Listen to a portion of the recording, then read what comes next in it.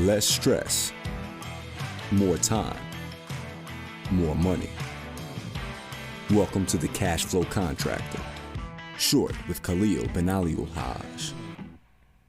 Hey Cashflow Contractors, Khalil here. Excited for this short episode today about the customer's buyer's journey. Hope that it allows you to have less stress, more time, and more money. So what is a buyer's journey? We all go through a buyer's journey, not just your customers, but you yourself actually go through a buyer's journey. And really there are 3 stages to the buyer's journey. And before I get into the stages, I want to talk to you a little bit about an example of me actually going through the buyer's journey just a couple weeks ago. So recently moved into a new office, actually in that office right now. I hope it's not too echoey because I was having that problem. I would get into the office, I would jump on a phone call, and I would hear my voice coming back to me. And I was, self-conscious of other people hearing my echo in the background. And it was hard to have conversations with people with all the echo. So I was curious, how can I fix the echo in my office? So I went and I Google searched, how can I fix this echo in my office? It's an issue. And then I started looking at all of these different articles about having maybe a rug in the office or, some paintings on the wall, curtains, all sorts of things, getting into ceiling tiles. And finally I stumbled upon acoustic panels and where I should be putting the acoustic panels, all these different things. And acoustic panels was my solution. And I just need to figure out where I need to actually buy those acoustic panels. Do I need to go to, my local guitar center because they have acoustic panels for musicians who record, or should I just get them off of Amazon or some other specialty website, right? So eventually I chose Amazon. They were shipped to my house in about 2 days, and I got them set up in the corners of my office. That is me going through the buyer's journey. So I want to break down what those steps are now. So the awareness stage. In the awareness stage, your customer, yourself, we are all doing research to better define our problem or opportunity. My problem was the echo. I wanted to better define why this is happening, right? That's why I went and did research. I found out that I needed things to dampen the noise, right? Then we get into the consideration stage. We understand our problem, but now we are researching the solutions to that problem or opportunity that we have at hand. So now I'm figuring out, okay, do I do the painting? Do I do, panels in the corners? Do I find curtains, eggshells on the walls, right? What do I want? Do all of that in the consideration stage. Then as we go into the decision stage, the final stage, we know what our solution is, but then we are researching where we're going to take action. That's me going through, hey, do I need to, go to the Guitar Center? Do I order from Amazon? Do I go to a specialty acoustic expert that I can buy from directly? Where am I going to take action, right? You are going through this every day. When you eat at a restaurant, when you decide that you need to buy a new truck or you need to buy a new phone or a tablet, whatever it is, you're going through that buyer's journey. Sometimes it's happening in a split second, right? Somebody tells you, hey, you have got to try this ice cream place. It is amazing. Best ice cream place in town. You've just skipped all the way to the decision. They made you feel instantly, oh, wow, I need ice cream. I need to try this new thing. This is where it is. I'm going to go there, right? Or you're deciding to buy a new truck and you're doing all the research about specs, longevity, how much horsepower, towing capacity, all these different things. You're going through the buyer's journey. So now that we know what the buyer's journey is, we need to understand why this matters, because really at the end of the day, you want to know the buyer's journey so you can have better conversations and you can educate your customers better. When you know the buyer's journey, you're able to pinpoint what their problems are and what stage they're in and have a more realistic conversation.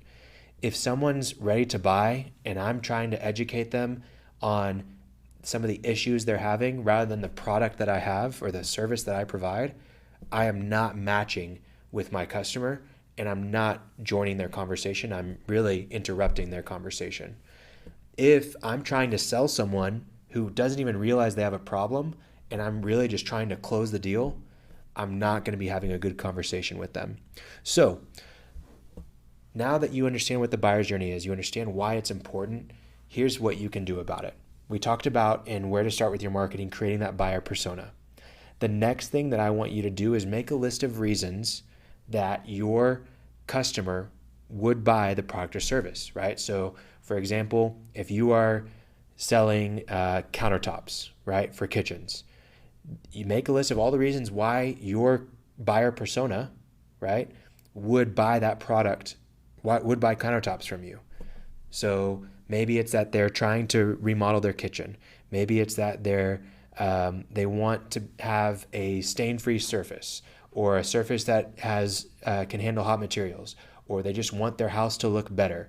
They want something more durable. They want something that matches the cabinets, the new cabinets that they got. Whatever it might be, they have a list of reasons why they might want that, right?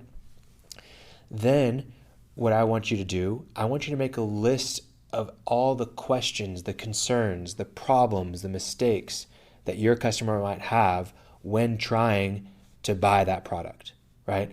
So, well, how much does it cost? How long does it take to install? What's the most durable type of surface for my countertops? What's going to last the longest? What's the easiest to maintain?